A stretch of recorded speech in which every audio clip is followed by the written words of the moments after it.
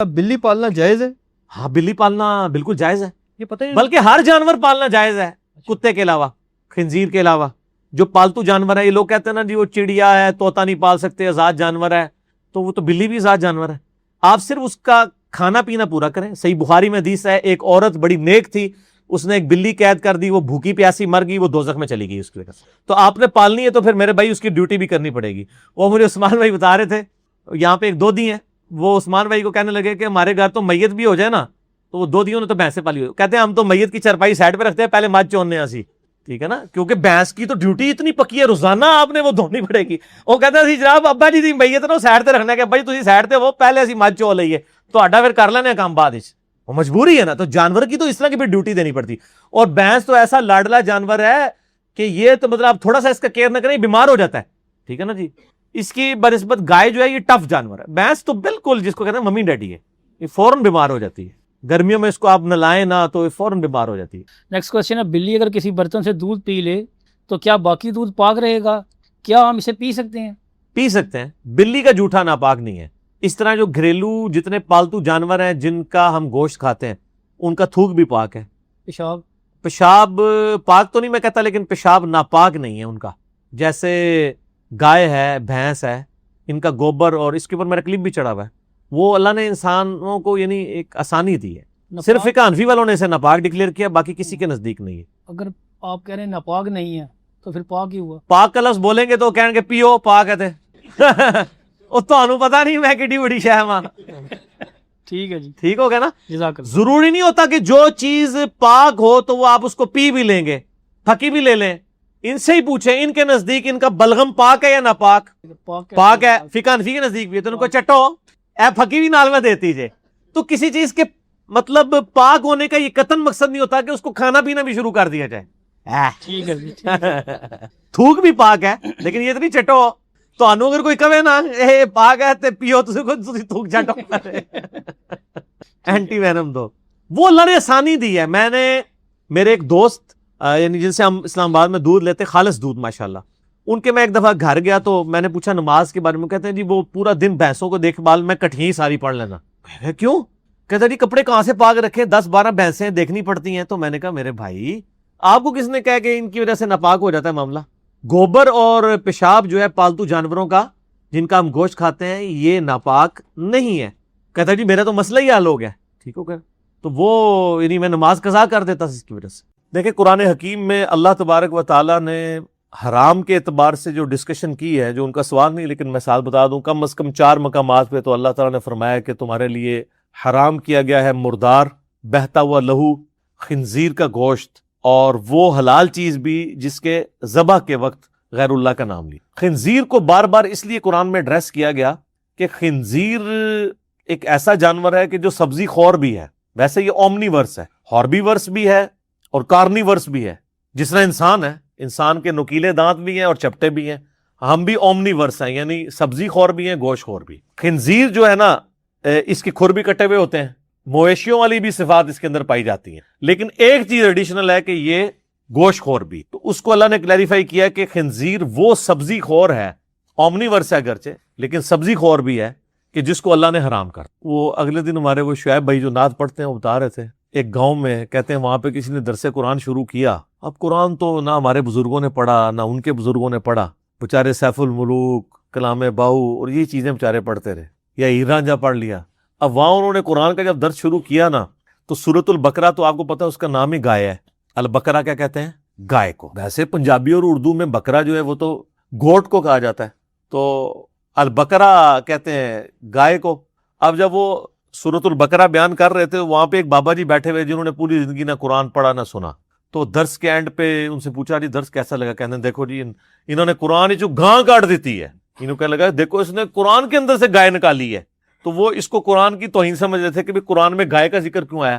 تو اس بندے نے اگلی بات کی کہ بابا جی صبر کرو، آلے تے خنزیر دا ذکر بھی آونا ہے، آلے تے کتے دا ذکر بھی آونا ہے، آلے تے کھوتے دا ذکر بھی آونا ہے، یعنی گدھے کا بھی، کتے کا بھی، خنزیر کا بھی۔ تو ابھی تو بڑے جانور قرآن میں آنے ہیں، تو آپ تو گائے کے اوپر پریشان ہو گئے، ابھی تو ان جانوروں کے نام بھی آئے۔ اچھا قرآن حکیم میں کل ویسے آپ گیس کریں کتنے جانوروں کے نام ہوں گے؟ ہم اگر ویسے ایک ذہن میں خیال لے کے آئیں تو 10 15 20 اتنے ہی جائیں گے نا. اگر میں آپ سے کہوں آپ گنوانا شروع کریں, ویسے ہی شاید 20 جانوروں کے نام گنوانا مشکل ہو جائے. تو بہت عقل کے جو گھوڑے دوڑا بھی لیں تو ہم کتنا ایکسپیکٹ کر سکتے ہیں کہ قرآن میں کتنے جانوروں کے نام ہوں گے. آپ کو حیرانگی ہوگی یہ سن کے کہ قرآن میں 31 جانوروں کے نام, 31. 6 تو صرف صورتیں ہیں جو جانوروں کے نام کے اوپر ہیں, 3 یعنی اینیملز کے اوپر ہیں صورتیں, البقرہ گائے, الفیل ہاتھی, اور الانعام چوپائے. جنرل جتنے بھی چوپائے ہیں جس کو آپ کیٹل کہہ لیں, مویشی. اور 3 جو ہیں وہ انسیکٹس کے نام کے اوپر صورتیں ہیں. سورۃ العنکبوت مکڑی, سورۃ النمل چیونٹی, سورۃ النحل شہد کی مکھی.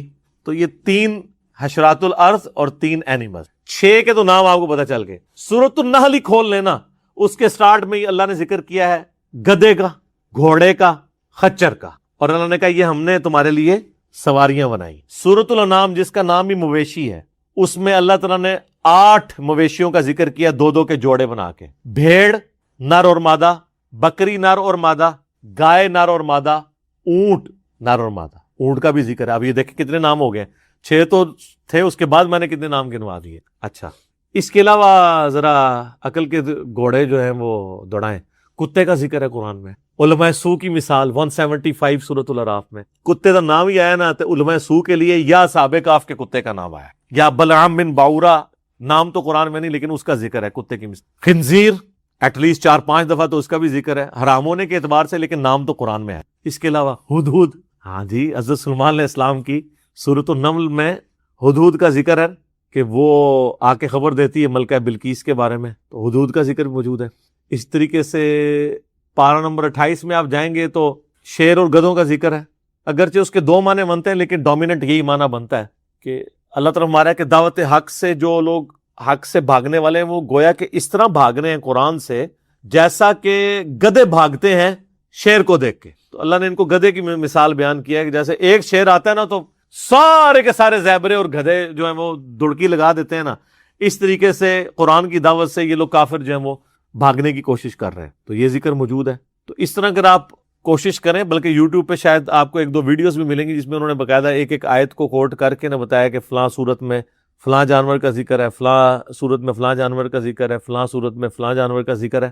یہ ایک انٹرسٹ کی بات ہے, باقی اس کے ساتھ کوئی تعلق نہیں ہے کہ اس کی کوئی تعویذ لکھنے ہیں بعد میں آپ نے, یا ان خاص آیات جن میں جانوروں کے نام ہے اس کو پڑھنے سے کوئی بیمار جانور ٹھیک ہو جاتا ہے. ہو سکتا ہے کل کو کوئی یہ بھی اس میں سے انالوجی نکالنی شروع کر دے ایک انٹرسٹ کے طور پہ. باقی جنرل قرآن پاک میں اللہ تعالیٰ نے جگہ جگہ ذکر کیا ہے کہ زمین پہ جتنی مخلوقات ہیں اللہ تعالیٰ نے پیدا کی ہیں. اور آپ کو پتہ ہے قرآن میں تو 31 جانوروں کا ذکر ہے نا, باقی جنرل جو ذکر ہے نا وہ اسپیسیفکلی اللہ تعالیٰ نے یعنی نام لیے بغیر جنرل تمام کی کیٹیگریز بتا دی ہیں. وہ تو سائنس آج ہمیں بتا رہی ہے نا کہ 2 ملین سے زیادہ سپیشیز ہیں روئے ارض پہ, درختوں اور جانداروں کی ملا کے. جانداروں سے مراد میں چرند, پرند اور درند تینوں, یہ بھی آپ کو فرق پتہ ہونا چاہیے. چرند ہوتے ہیں چرنے والے جتنے مویشی ہیں, پرند ہوا میں اڑنے والے, اور تیسری کیٹیگری ہے درند, درندے نوکدار دانتوں والے جیسے ریچھ ہے, کتا ہے, شیر ہے. درندے تو سارے حرام ہے, ایون درندے جو چرندوں اور پرندوں میں ہے نا وہ بھی حرام ہے. صحیح مسلم میں حدیث ہے کہ درندے اللہ نے حرام کر دیے. گوشت خور جیسے کوا ہے, چیل ہے, باز ہے, یہ سب درندے ہیں, پرندوں کے درندے ہیں. اور چرندے چرنے والے جانوروں میں درندے تو ہمیں پتہ ہی ہیں, یعنی جو اینیملز کے اندر ہے دانتوں والے, ریچھ ہو گیا, شیر ہو گیا, کتا ہو گیا, بلی ہو گئی, تو یہ سارے کے سارے درندے ہیں. تو جنرل اللہ تعالیٰ نے ذکر کیا سورہ النور کے اندر پارہ نمبر 18 میں. بڑی وجد امیز آیات ہیں جی. اور یہ پارہ نمبر 18 میں سورہ نور کی خصوصیت ہے کہ اللہ تعالیٰ نے آلموسٹ پورے قرآن میں جہاں کہیں بھی ذکر کیا ہے اس کو ایک جگہ ہی کنکلوڈ کیا ہے. پہلے تو یہ آیت سنیں جناب, جھومے, آیت نمبر 41 النور. الم تر ان اللہ یسبح لہ من فی السماوات والارض, کیا تم نے نہیں دیکھا کہ اللہ ہی کی تسبیح بیان کرتی ہے ہر چیز جو آسمانوں میں ہے یا زمین. سبحان اللہ وبحمدہ سبحان اللہ العظیم. والطیر صافات, اور پر پھیلائے ہوئے پرندے بھی اللہ کی تسبیح بیان کرتے. کل قد علم صلاتہ وتسبیحہ, ہر جاندار جانتا ہے کہ اس نے کس طریقے سے نماز پڑھنی ہے اور کس طریقے سے اللہ کی تسبیح کرنی ہے. یعنی اللہ ہمارا پرندے ہوں باقی سارے جاندار ہوں سب کو اپنی اپنی نماز اور تسبیح بتایا. وَإِلَى اللَّهِ الْمَصِيرُ اور سب کو لوٹ کے اللہ کی طرف. اچھا یہ تھی 41 نمبر آیت نا. اس کے بعد 45 نمبر آیت میں اللہ تعالیٰ آتا ہے وَاللَّهُ خَلَقَ كُلَّ دَابَّةٍ مِّن مَّاءٍ. اللہ تعالیٰ نے ہر جاندار پیدا کیا ہے پانی سے. فَمِنْهُم مَّن يَمْشِي عَلَى بَطْنِهِ. ان میں سے کئی ایک وہ ہیں جو اپنے پیٹ کے بل چلتے ہیں. اب یہ دیکھیں اللہ تعالیٰ نے کیٹیگریز بیان کر. پیٹ کے بل کون کون چلتا ہے؟ سانپ اور باقی جتنے انسیکٹس وغیرہ ہیں, ریپٹائلز آلموسٹ کہہ لیں, جن میں آپ مگرمچھ کہہ لیں. اب مگرمچھ کا نام نہیں ہے لیکن جنرل تو ذکر ہے. 31 تو بائی نیم ہے, ویسے اگر آپ جنرل دیکھیں تو ہزاروں جانوروں کے نام آ گئے. ریپٹائل موجود ہے نا جی, ریپٹائلز جتنے ہیں وہ سارے کے سارے اسی کیٹیگری میں آ جائیں گے. وَمِنْهُم مَّن يَمْشِي عَلَى رِجْلَيْنِ اور ان میں سے کچھ ایسے ہیں جو کہ 2 ٹانگوں پہ چل. ایک تو آپ خود ہیں, اس کے علاوہ جتنے مونکیز اور یہ چمپینزی یہ سب کے سب 2 ٹانگوں پہ چلنے والے. وَمِنْهُم مَّن يَمْشِي عَلَى 4 اور ان میں سے کئی ہیں جو 4 ٹانگوں پہ چل. اب 4 ٹانگوں والے تو بے شمار جانور ہیں, وہ سارے کے ساروں کا ذکر اس میں آ گیا. يَخْلُقُ اللَّهُ مَا يَشَاءُ اللہ تعالیٰ جو چاہتا ہے پیدا کرتا ہے. ان اللہ علی کل شیء قدیر اللہ تعالیٰ ہر چیز کے اوپر قادر. تو بائی نیم 31 ہے. باقی اگر آپ جنرل ذکر دیکھیں تو آلموسٹ ہزاروں جانداروں کا ذکر قرآن حکیم میں اللہ تعالیٰ نے جنرل کر دیا. اور ان ساری چیزوں کو بتانے کا مقصد یہ ہے کہ ان سب کا بنانے والا, ان کو رزق دینے والا اللہ ہے. یہ ہے اصل میں کہ یہ کائنات اللہ نے بنا کے چھوڑ نہیں دی بلکہ چلا بھی اللہ رہا. سورۃ العنکبوت میں آتا ہے اللہ فرماتا ہے کتنے ہی جاندار ہیں جو اپنے رزق کی تلاش نہیں کرتے, ہم ان کا رزق ان تک پہنچا دیتے. سر یہ لوگوں کو تو پہلے اس چیز کی سمجھ ہی نہیں تھی. آج اگر آپ نیشنل جغرافک کھولیں, کئی پتے ہیں جو پورا پورا مینڈک کھا جاتے ہیں. وہ مینڈک شکار کرنے کے لیے ایک درخت کا پتا تو کہیں چل کے نہیں جا سکتا. وہ ایسا اس کے اندر سسٹم ہے کہ وہ پتے کا منہ ہر وقت کھلا رہتا ہے, اور جیسے ہی کوئی مینڈک, چھپکلی, کوئی اور حشرات الارض اس کے پاس آتا ہے نا, اس کو ٹچ کرتا ہے, اور وہ ٹچ کرے گا تو وہ چپچپاٹ لگی ہے, وہ پھڑپھڑاتا ہے. جیسے ہی پھڑپڑاتا ہے اس کا منہ بند ہو جاتا ہے. پورا مینڈک اندر, اور اس کے اندر ہاضمے کی بھی اللہ تعالیٰ نے قدرت رکھ دی. تو وہ میں جب سورۃ العنکبوت کی آیت پڑھتا ہوں, کتنے جاندار ہیں جو اپنا رزق اپنے پیٹھ پہ لاد کے نہیں پھرتے بلکہ اللہ ان تک رزق پہنچاتا ہے. تو پرندے تو بےچارے یہ جو پودے ہیں تو چل پھر نہیں سکتے. اور دیکھیں ایسا سسٹم ہے کہ اس میں سائنٹسٹ یہ کہہ رہے تھے کہ بھی بارش کے قطرے بھی ان کے اوپر پڑتے ہیں تو اس سے نہیں وہ بند ہوتا. جاندار ایک خاص لیول تک جب ان پہ ہوتا ہے, اور وہ بھی جیسے آپ کے ماؤس کو 2 دفعہ کلک کریں نا تو وہ چلتا ہے, 1 دفعہ سے نہیں. وہ بھی 1 دفعہ یوں کرنے سے بند نہیں ہوتا, جب کوئی چیز پھڑپھڑاتی ہے نا تو وہ پھر وہ بند ہو جائے. اور ابھی تو ویلز کا تو ذکر ہی نہیں ہو رہا سر. ایک ویل کا بچہ 500 کلو گوشت ایک وقت کا کھا جاتا ہے, اور پیسیفک میں, اٹلانٹک میں, انڈین اوشن میں لاکھوں ویل مچھلی ہیں جن کی روز کی خوراک آپ ویجن بھی نہیں کر سکتے. اللہ تعالیٰ ان کا رزق پورا کر. اس کے اوپر میں نے ایک بڑا ڈیٹیل لیکچر دیا تھا, مسئلہ نمبر 103, اللہ کی طرف سے رزق کی تقسیم کا مسئلہ. اس میں نے کئی ایک باتیں بتائی. آج اس ٹاپک کو اسی پہ ہی کنکلوڈ کرتے ہیں کہ 31 جانوروں کا نام ہے بائی نیم, باقیوں کا جنرل ذکر جو ہے وہ سینکڑوں جانوروں کا ہے. سورہ نور کی آیت نمبر 41 اور 45 میں نے سنی. اے نبی کافروں نے بھی مرنا ہے, تم نے بھی انتقال فرمانا ہے. اے ترجمہ کیتے ہیں جی حمزہ بریلوی صاحب نے, انکا میتون و انہم میتون. اور پھر کہتے ہیں وصال کا لفظ استعمال کریں. آپ انتقال کا لفظ استعمال کریں, وصال کا کریں, وفات کا نہ کریں. تو میں نے تو میرا پورا کلپ ہے کہ بخاری مسلم سے میں نے کتنی احادیث پیش کی ہیں, قرآن پاک کی آیات پیش کی. انبیاء کے اپنے الفاظ ہیں, وہ وفات کا لفظ اپنے لیے استعمال کرتے ہیں, اللہ تعالیٰ نے استعمال کیا ہے. صحابہ کرام نے نبی علیہ السلام کی وفات کے لیے موت کا لفظ استعمال کیا. حضرت ابوبکر نے استعمال کیا ہے, سیدہ عائشہ نے کیا ہے, اور اس لیے کہ سیدنا ابو ہریرہ نے کیا. جو بخاری کی بڑی مشہور حدیث ہے, جب حضرت عمر کو زخم لگا انہوں نے 6 رکنی کمیٹی بنائی. اس میں آگے الفاظ ہیں, یہ 6 بندے وہ ہیں جن سے نبی علیہ السلام وفات تک راضی رہے. وصال شریف تک راضی نہیں ہے, انتقال شریف نہیں, وفات تک. لیکن آپ ان کا کیا علاج کر سکتے؟ باقی اب اس سوال کی طرف واپس آئیں کہ خنزیر کو قتل کر دیں گے, اس سے مراد کیا ہے؟ یہ نہیں کہ دنیا کے خنزیر ختم کر دیں گے, ورنہ قرآن پاک میں یہ آیت لکھی ہوتی کہ جتنے خنزیر ہیں مسلمان ان کو قتل کریں اور شہادت کے رتبے تک پہنچ جائیں. اگر کوئی سینگ مار دے آپ کو, بڑا خطرناک جانور ہوتا ہے. آپ پتہ ہے خنزیر یہ اگر ٹکر مار دے بندے کی ڈیتھ ہو سکتی ہے, بہت طاقتور جانور ہے. تو یہ اومنی ورس ہے نا ڈاکٹر صاحب, خنزیر جو اومنی ورس ہے نا, گوشت خور بھی ہے اور سبزی خور بھی. تو اس لیے قرآن پاک میں کلیئر کیا گیا کہ یہ وہ سبزی خور ہے جو حرام بھی. یہ خنزیر کو قتل کر دیں گے اس لیے کہ آج بھی آپ کو اگر ٹیمپرڈ فارم میں بھی آپ تورات اور انجیل دیکھیں اس میں لکھا ہے کہ پگ کا گوشت حرام ہے، لیکن پریکٹیکلی اس وقت پگ کا گوشت کرسچنز کھاتے ہیں. جس طرح یہاں پہ ہم نے مرغیوں کے فارم ہاؤسز بنائے ہوئے ہیں نا، انہوں نے وہاں پہ بکریوں کے بھی بنائے ہوئے ہیں اور پگز کے بھی، ان کا گوشت کھاتے ہیں وہ. اسی لیے آپ ان پہ پھر وہ اثرات بھی دیکھ رہے ہیں شہوت والے اسی وجہ سے. اور رشیا میں جب حالات بگڑ گئے تھے آپ کو پتہ ہے کمیونزم کے بعد، تو وہاں مسلمان و کافر کا اتنا ہی فرق تھا کہ مسلمان بسم اللہ پڑھ کے خنزیر کھاتا تھا اور کافر بغیر بسم اللہ کھاتے دونوں خنزیر ہی تھے. اب دوبارہ یہ جب 7 8 10 11 ملک بنے ہیں آہستہ آہستہ، سعودی عرب نے خیر اس لحاظ سے میں ان کو کریڈٹ دوں گا، انہوں نے بڑی انویسٹمنٹ بڑی بڑی مسجدیں بنوائی ہیں، اس کے علاوہ ان کی زبان میں قرآن پاک ٹرانسلیٹ کر کے مسجدوں میں رکھوائے ہیں. جہاں 100 سال تک مسجدوں پہ تالے پڑے ہوئے ہوں، اذان دینے پہ بندی ہو، تو ظاہر ہے 100 سال میں تو ایک پوری جنریشن ختم ہو جاتی ہے نا. لیکن پھر دیکھنے ریوائول شروع ہو گیا وہاں پہ، جمعے کے بڑے بڑے اجتماعات ہوتے ہیں. یہ جو خنزیر والا مسئلہ ہے نا، وہ یہ ہے کہ چونکہ کرسچنز اس کو لے کے چل رہے ہیں اور قرب قیامت میں کرسچنز کے لیے اللہ تعالیٰ نے عیسیٰ علیہ السلام کو مبعوث کرنا ہے، اور کرسچنز نے اسلام قبول کرنا ہے یا پکے کفر پہ جانا ہے، دونوں میں سے ایک چیز انہوں نے اڈاپٹ کرنی. حیات مسیح اور نزول مسیح علیہ السلام پہ میں نے سورہ نساء آل عمران کی آیت سے ثابت کیا تھا کہ حضرت عیسیٰ علیہ السلام کی موت سے پہلے کرسچن ان پہ ایمان لے آئیں.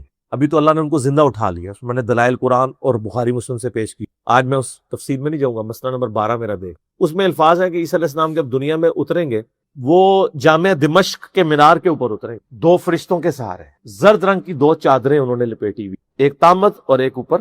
بل مینار سے جب نیچے اتریں گے نا تو اڑ کے نہیں اتریں گے، سیڑھی لگائی جائے گی. ٹھیک ہے، یہ بزرگ ہی صرف اڑ سکتے ہیں، انبیاء تو نہیں اڑتے نا. آپ کو پتہ ہے دنیا کو اللہ نے اسباب کے ساتھ جوڑا ہے نا. یہ اللہ تعالیٰ نے انسانوں کو بتایا کہ اوپر سے آسمانوں سے وہ نیچے آئے ہیں اڑ کے، لیکن جب اس مینار سے نیچے اتریں گے پھر سیڑھی لگائی جائے گی ان کے لیے، تاکہ آپ کو یقین آئے کہ کوئی بزرگ نہیں اڑ سکتا. یہ جعلی واقعات. تو وہ علامتی طور پہ پھر کرسچنز کو یہ یقین دلانے کے لیے کہ تمہارے عقیدے میرے بارے میں غلط ہے، صلیب کو توڑیں گے. صلیب ختم، کروسیفکشن ختم. If there is no crucifixion no Christianity. Christianity سے مراد میں ٹیمپرڈ کرسچینٹی کی بات کا. عیسائیت ہم بھی پریکٹیکلی حضرت عیسیٰ علیہ السلام کو اگر ماننے کا نام عیسائی ہونا ہے تو سارے مسلمان عیسائی ہیں. تو خنزیر کو وہ علامتی طور پر قتل کریں گے، یعنی اس کو قتل کر کے، یعنی اس کو ذبح نہیں کریں گے. یہ بتائیں گے کہ بھئی یہ کھانے کے لیے نہیں ہے. یہ ایک خنزیر کو قتل کر کے اناؤنسمنٹ کر دیں گے کہ اس کا گوشت حرام ہے پریکٹیکل. ورنہ اس میں الفاظ ہوتے ہیں کہ دنیا کے سارے خنزیر قتل کر دیں. یہ ایک علامتی طور پہ ہوگا. کچھ چیزیں علامتی طور پہ کی جاتی. اب ہمارا جو تحویل قبلہ یہ بھی علامتی ہے اگر آپ دیکھا جائے.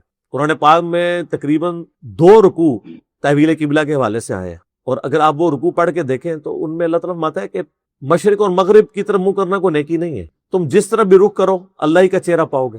کیونکہ وہ انہوں نے یہودیوں نے اس کو بڑی ایک گیم بنایا ہوا تھا کہ یہ پہلے ہمارے قبلے کی طرف منہ کرتے. اللہ نے فرمایا یار، پھر اللہ تعالیٰ نے یہ بھی فرمایا کہ ہم نے قبلہ اس لیے چینج کیا تاکہ اہل کتاب کی وہ حجت نہ تم پہ رہے، کیونکہ اہل کتاب کو پتا تھا کہ ابراہیمی قبلہ خانہ کعبہ ہے. اب ایک ٹکٹ میں وہ 2 مزے کر رہے تھے. اگر یہ قبلہ چینج نہ ہوتا تو وہ آپس میں چیما گوئیاں یہ کرتے تھے کہ دیکھو یہ کہتا ہے میں ابراہیمی ہوں، تو ابراہیم کا تو قبلہ خانہ کعبہ تھا، تو یہ بیت المقدس کی طرف منہ کر کے نماز کیوں پڑھتا ہے. اور جب بیت المقدس کی بجائے خانہ کعبہ قبلہ بنا، پھر انہوں نے کہنا شروع کر دیا تم تو کہتے تھے ہم موسیٰ کو مانتے ہیں، تو موسیٰ کا قبلہ تو وہ تھا، تم اب ادھر کیوں آ گئے ہو؟ آٹا گوندے ہلدی کیوں ہیں؟ ٹھیک ہے نا، یہ علاج ہی کوئی نہیں. تو اس لیے اللہ تعالیٰ نے دوسرے پارے کا آغاز جو ہے سیقول السفہاء، ان قریب بے وقوف لوگ کہیں گے کہ یہ قبلہ کو چینج کر دیا. اس کا مطلب ہے کہ بے وقوف لوگوں کا کوئی علاج نہیں ہے. ان کا علاج صرف یہی ہے جو اللہ نے کیا ہے کہ ان کو بیوقوف لوگ کہہ کے چھوڑ دیا جائے، کیونکہ بیوقوف لوگوں کی آپ کس کس بات کا جواب دیں گے؟ ایک جواب دیں گے، ہاں اس لیے گئے وَإِذَا خَاطَبَهُمُ الْجَاهِلُونَ قَالُوا سَلَامًا. اور سر یہ ہم نے اپنے بھائیوں کو بھی کہا ہے کہ اگر آپ کو جاہل کوئی ملے علماء سے یا عوام الناس سے تو ان کے ساتھ بحث نہ کیا کر. یہ قرآن کا حکم ہے، صرف بات بتائیں. ایک بندہ کہتا ہے جی کوا سفید ہوتا ہے، کہاں چٹا ہوتا، تو کوے کو میں کالا ثابت کرنے کے لیے صرف کوا دکھا ہی سکتا ہوں نا. قرآن و حدیث سے میں آپ کو دلائل دکھا سکتا ہوں، وہ پھر بھی کہ نہیں یہ آپ کو نظر آ رہا ہے اس طرح یہ اندروں سفید ہے، ادھر تو کوئی علاج نہیں ہے. اندروں ہے وچوں مطلب یہ ہے، وچ کا تو کوئی علاج نہیں ہے. دین جو کچھ ہے وہ اپنے ظاہر میں ہے، اور دین کے باطن میں وہی چیز ہے جو ظاہر کو سپورٹ کرتی. یہ نہیں ہو سکتا کہ دین کے باطن میں، دین کے ظاہر کے اندر جو ہے وہ خنزیر کا گوشت حلال ہے، حرام ہے، اور دین کے باطن میں وہ حلال نکلا ہے. وہ حرام حلال صرف اس صورت میں ہوتا ہے کہ جو ظاہر میں قرآن میں 4 مواقع میں بتا دیا گیا کہ اگر زندگی موت کی کشمکش بن جاتی ہے تمہارے لیے تو پھر تم دل میں برا جانتے ہوئے اتنا گوشت کھا لو جس سے تمہاری جان بچ جائے، اضطراری کیفیت، اور اس میں دل میں نفرت بھی ہو کہ یہ حرام ہے. بس تو یہاں پہ لوگ یعنی دین کو بدل دیتے ہیں. تو وہ علامتی طور پہ حضرت عیسیٰ علیہ السلام کریں گے, اور علامتی طور پہ ایک اور کام بھی کریں گے کہ امام محمد مہدی کو مصلی پہ کھڑا کریں گے. بخاری مسلم کے الفاظ ہیں, تمہاری کیا شان ہوگی جب عیسیٰ ابن مریم تم میں اتریں گے اور تم میں سے ایک شخص میرا امتی امامت کروائے گا اور روح اللہ اس کے پیچھے نماز پڑھیں گے. نبی علیہ السلام نے اپنی امت کی عظمت بتائی ہے کہ عیسیٰ روح اللہ وجیہن فی الدنیا والآخرہ, جن کے لیول کے معجزات کسی پیغمبر کو نہیں دیے, ایون ہمارے نبی علیہ السلام کو, کہ مٹی کی مورت بنا کے اللہ کے اذن سے پھونک مارتے ہیں وہ پرندہ بن جاتا, مردے کو اللہ کے اذن سے زندہ کر دیتے, اور پیدائش بھی معجزانہ ہے اور اٹھا لیے گئے ہیں, آج تک زندہ ہیں, فوت بھی نہیں ہوئے. حضرت عیسیٰ کی تو پوری کی پوری زندگی معجزانہ ہے, پوری کی پوری زندگی معجزانہ ہے. اور وہ لیکن یہ بھی علامتی ایک نماز ہی ہوگی, اس کے بعد حضرت عیسیٰ ابن مریم ہی نمازیں ساری پڑھائیں گے. ایک نماز پیچھے پڑھیں گے تاکہ پتہ چلے کہ میں امت محمدیہ میں سے ہوں, کوئی نئی شریعت نہیں لے کے آیا. اور صحیح مسلم میں حدیث ہے کہ حدیث کے راوی کہتے ہیں کہ عیسیٰ ابن مریم تم میں اتریں گے, اللہ کی کتاب اور تمہارے نبی کی سنت کے مطابق تمہیں چلائیں گے. لیکن فقہ حنفی کیا کہتی ہے؟ عرض کر دیں, فقہ حنفی کی ساری کتابوں میں لکھا ہے کہ جب عیسیٰ علیہ السلام اتریں گے, اور یہ مکتوبات میں شیخ احمد سرندی نے خود لکھا ہے, قاضی ثناء اللہ پانی پتی نے نقل کیا ہے, سارے بڑے بڑے بزرگ, للو پنجوں کی تو میں بات ہی نہیں کرتا, یہ تو للو پنجو نہیں ہے نا. وہ لکھتے ہیں کہ جب عیسیٰ ابن مریم دنیا میں اتریں گے تو فقہ حنفی کے مطابق اتریں گے. پھر ان کو حیا آئی کہ اگر ہم یہ بتائیں گے تو لوگ کہیں گے یار آپ نے حضرت عیسیٰ کو امام حنیفہ کے نیچے لگا دیا.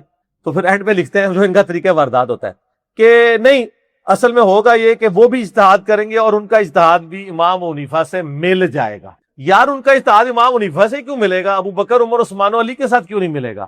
اور اجتہاد کی ضرورت کیا ہے؟ امام وقت وہاں موجود ہے, امام محمد مہدی جو مجدد ہے. ابو داؤد اور حاکم میں حدیث ہے کہ ہر 100 سال میں میری امت میں ایک مجدد آئے گا جو دین کی تجدید کرے گا. 2 مجدد پہ امت متفق ہے, ایک پہلے پہ اور آخری پہ. پہلا عمر بن عبدالعزیز جس کو سنی شیعہ دونوں مانتے ہیں, اور آخری امام محمد بن عبداللہ المہدی. جب دنیا میں اسلام کا مجدد موجود ہے, وہاں فقہاء کی اور مجتہدین کی کیا اوقات ہے؟ کوئی اوقات ہی نہیں ہے. اور وہ مجدد ایسا کہ جس کو بائی نیم نبی نے مینشن کیا ہے. امام حنیفہ, امام شافعی, امام مالک, احمد بن حنبل رحمہ اللہ اجمعین, ہم بہت احترام کرتے ہیں, ان کا نام کسی آیت اور حدیث میں نہیں ہے. اور جس کا نام نبی علیہ السلام کی مبارک زبان سے نکلا ہوا ہے, اس بندے کی موجودگی میں آپ کہہ رہے ہیں کہ جی حضرت عیسیٰ علیہ السلام کا اجتہاد امام مہدی سے نہیں ملے گا, امام حنیفہ سے مل جائے. کہانیاں اس میں نے کہانی کا نکال دیا کہ سر ادھر مسئلہ نہیں حل ہونا, وہ امام حنیفہ کے کس بچے کے ساتھ ملے گا, بریلوی بچے کے ساتھ یا دیوبندی بچے کے ساتھ؟ آئے ہائے نا. ہاں حنفی تو پریکٹیکلی 2 ہیں دنیا میں, فقہ حنفیہ بریلویہ اور فقہ حنفیہ دیوبندیہ. مزید بھی عرض کر دیتے ہیں, حسام الارمین میں احمد بریلوی صاحب نے لکھا ہے کہ دیوبند کے پورے علماء اور یہ جو ہے یہ سب کے سب گستاخ اور مرتد ہیں, اور بالاجماع یہ اسلام سے خارج ہیں. تو حنفیہ بریلویہ کے نزدیک دیوبندی اسلام سے خارج. اور دیوبندیوں سے پوچھ لیں, المحند المفند میں انہوں نے جواب میں لکھا کہ احمد بریلوی ان کی پوری جماعت ایک شیطانی لشکر ہے جو علماء دیوبند رضی اللہ عنہم پر حملہ آور ہوئی ہے. میں نہیں کہہ گیا, انہوں نے اپنے بابے نے خود رضی اللہ عنہم لکھا ہے 14ویں صدی سے. جیسا کہ شیاطین انبیاء پر حملہ آور ہوتے تھے, شیاطین کا بریلویوں کو اور انبیاء کے جانشین اپنے بابوں کو. تو سر جب یہ معاملہ ہے تو حضرت امام محمد مہدی کو فقہ حنفی میں بیچنے کا رسک لیا جا سکتا ہے؟ ورنہ دیوبند سے فتویٰ آئے گا یہ گستاخ, یہ جو ہے مشرک ہے, اور منظر الاسلام بریلوی سے فتویٰ آئے گا گستاخ رسول ہے اگر وہ دیوبندی ہوئے.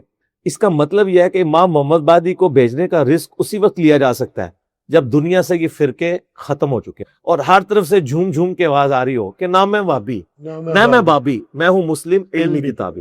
اور یہ حقیقت بات صحیح مسلم میں حدیث ہے, نبی علیہ السلام نے فرمایا کہ جب عیسیٰ علیہ السلام دنیا میں آئیں گے نا, یہودیوں کے خلاف تم قتال کرو گے نا,